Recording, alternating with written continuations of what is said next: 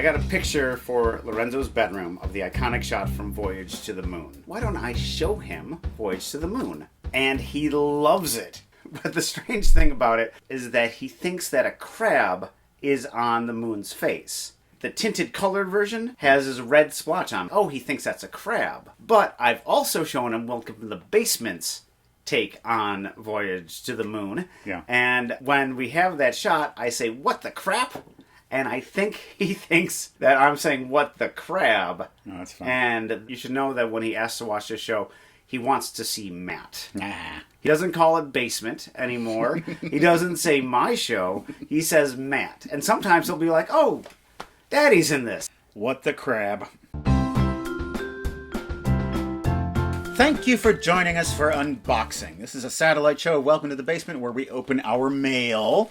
And we thank our donors, people who go to welcometothebasementshow.com and contribute. We sure do appreciate that. I want to hear their names. Gail, Emily, Ralph, Adam, Alfred, Eric, RPC Services, Patrick, William, Brian Kelly Illustrations, Shelby, Joseph, Reed, Andrew, Lindsay, Chris, Anthony, Jeff, Pop Liturgy, Andrea, Martha, Abraham, David, Luke, and Helen, who says, "Enjoyed watching your review of the movie Marty this evening.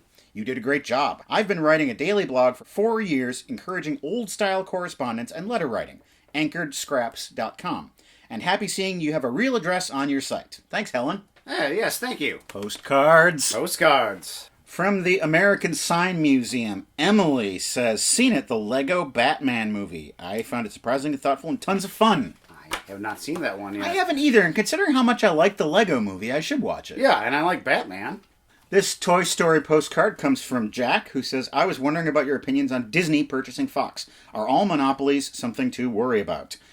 Yes, I think they are. That's why we have laws preventing them. Yes, and they should be used sometimes, too. Diversity in anything is good. And when you have one company that owns everything, there's not going to be a lot of diversity. So, yes. Yeah, that's a problem. They're all only competing against themselves. Yeah.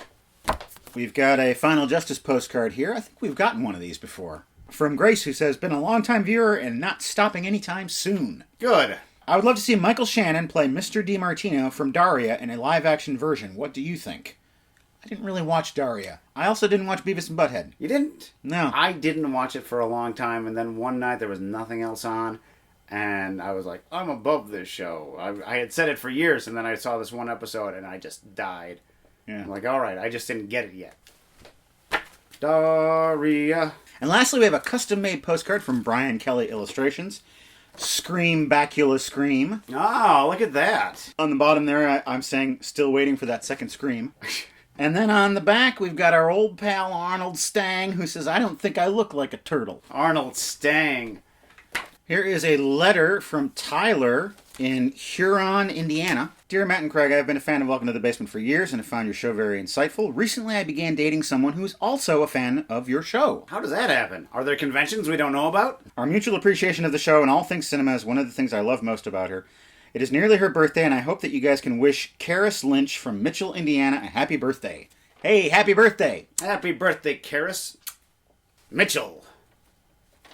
Hey, there, Starring Mitchell. Joe Don Baker. Viewer questions. If you have a question and you leave it in the comments below or on our Facebook page, we might just answer it. We might. Brendan Chiesa writes, "I was rewatching the Mazes and Monsters episode. What defines a made-for-TV movie? Are Netflix, HBO, and Amazon making movies, or are they making made-for-TV movies?" This used to be something easy to define. And I think it's still defined the same way. A made-for-TV movie is a movie made by a TV network. Yes. Netflix and Amazon and HBO are not television networks. They're streaming, and so those lines are now becoming blurred. It's very, very difficult to say. It causes massive arguments. Did Roma deserve those Oscars because they weren't made for a movie?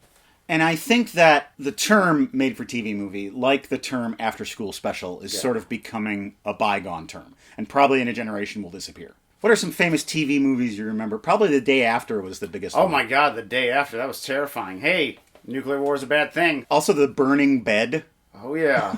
With Farrah Fawcett was in that, I think. Charlie Manov Steele writes, "What was your first car?" Not a movie-related thing, but that would be a Mazda Protege, 1992. And I love that car so much. If I could still be driving it, I would. Let's open a couple packages so you can take your pick. This is from Emily in Maumere, Ohio. I think this is a movie that you are familiar with and that you really like. I have a note from the person who sent this, but not a name, so thank you. You watched another film I sent you, Bad Day at Black Rock. So here's another one I'd like your take on. I saw this in 1983 and has stayed with me ever since. Greatest adventure film ever made. Never Cry Wolf. Oh, yes. I've been meaning to watch this one with my wife. Doesn't that have your friend Chester A. Arthur, or what's the guy's name? It's Charles Martin Smith. Charles Martin Smith. Close enough. She sends us postcards and a pamphlet from the Egyptology exhibit at the Toledo Museum of Art. We have that. We have a couple of postcards here. Ooh. Mummies. I've said this already, but I'm going to say it again. I love mummies. Yeah?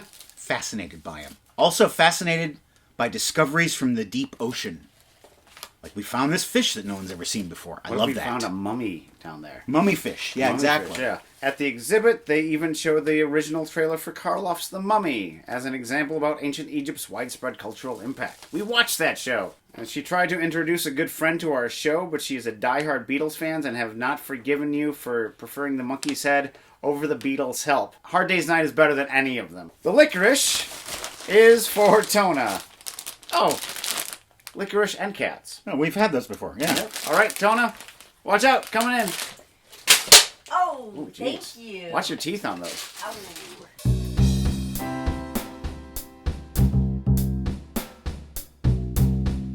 There's no way that this many people would be this excited about this song. This is the Dragon Sound paradox all over again. We are everybody's brother. Are you, BB? You're everybody's brother?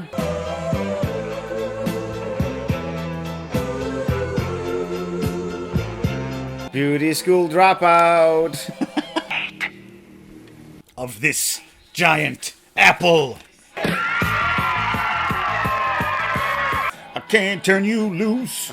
If I do, I'm gonna lose my mind. You'll be paralyzed, you'll be victimized. Is he talking to us? I think he is. I feel a little victimized right now. You'll never get me.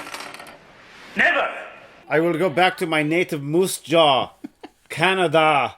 The world is nothing but a big casino royale. Ah, Casino Royale. A movie I'd rather be watching. Either version, even the bad one. That one's pretty bad.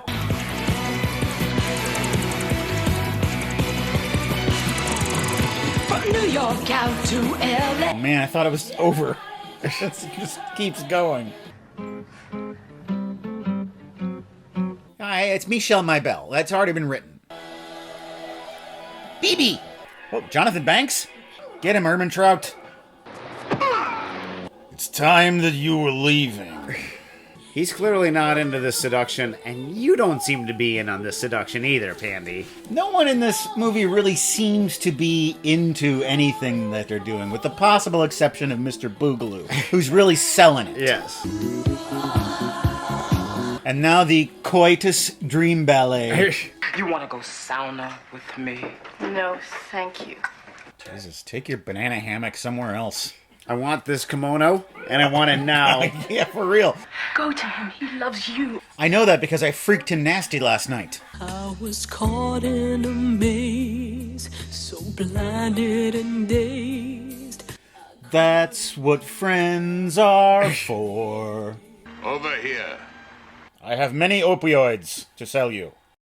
It's at this point in the show when we recommend an episode from our back catalog for you to check out or rewatch. I would like to recommend a movie that I brought to the show myself. That would be My Neighbor Totoro, which is in the running of not just one of my favorite episodes, but one of my favorite movies that we watched on this show. Yeah. And it's a movie that every single time I watch it, I like it more and more. It's time to talk about some records. Lori Siebert writes, Happy Record Store Day. Matt, what was on your RSD 2019 list? Instead of telling you, why don't I show you? First of all, we've got the Bob Dylan Blood on the Tracks test pressing. This has some alternate versions of some of the songs. I listened to this with you. That's right, you did. Because you're the world's great fan. I think there might be some fans bigger than me, but I'm your world's greatest fan. Next up, we have a mono pressing of Pink Floyd, A Saucer Full of Secrets.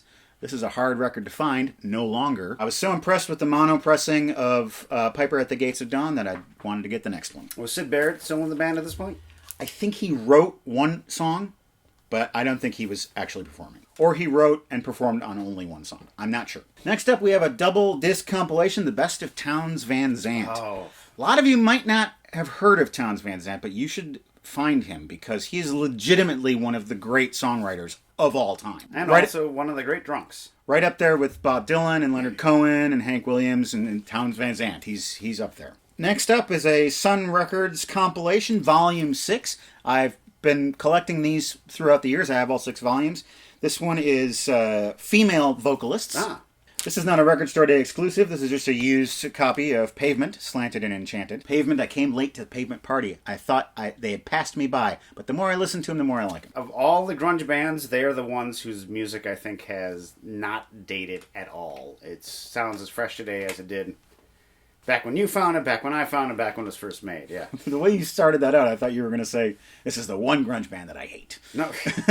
The one other Record Store Day exclusive that I did buy, which I can't show you for a very strange reason, is a mono pressing of Albert King's Born Under a Bad Sign. The reason I can't show it to you is because it's back at the record store, because when I opened it up, I discovered inside an LP of REM's greatest hits. Oh, okay. From the Warner Brothers years.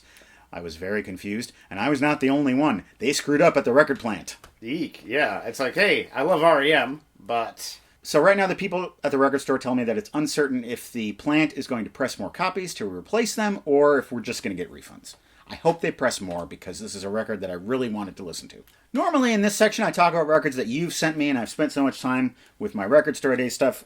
I only have time to talk about one, and it's a single, and it is the Ramones' Bonzo Goes to Bitburg. Ah, there he is right there, our president. This is a single. It's on Beggar's Banquet, and the telltale flimsy sleeve will tell you that this is a British pressing. There are 2 B-sides on here as well that I had never heard before. Daytime Dilemma, which is actually a pretty good song, and Go Home Anne, which is a B-side. For anyone who says that the Ramones didn't come out with a good song after End of the Century, this is the exception. This is a very intricate song. It's political, which they didn't often do.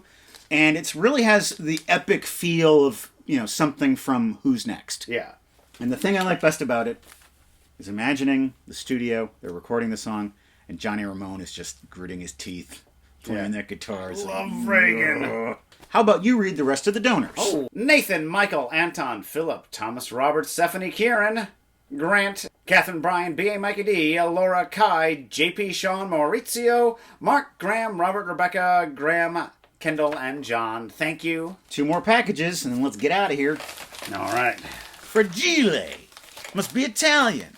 This is a record from Allison Moe. She contacted me on Facebook because she forgot to include a note. And she says, this is the only album that cheers me up when I'm blue. It is the Blake Babies. I don't know them. Neither do I, and I'm going to check this out, and hopefully it will drive the blues away. Kate from Spanaway, Washington writes, Dear Hi, Matt and Craig. Prime Japanese weirdness. Enjoy. Big Man Japan. That looks weird. The Calamari Wrestler. Also weird. Prime Japanese weirdness. Another unboxing is come and gone, filled with fabulous treasures and lots of fun. So we hope that you will join us again in the future, and you can watch the new episode of Welcome to the Basement this coming Friday. This Friday, but not today. And now, this. I sing my song to death and I wish my ears were deaf.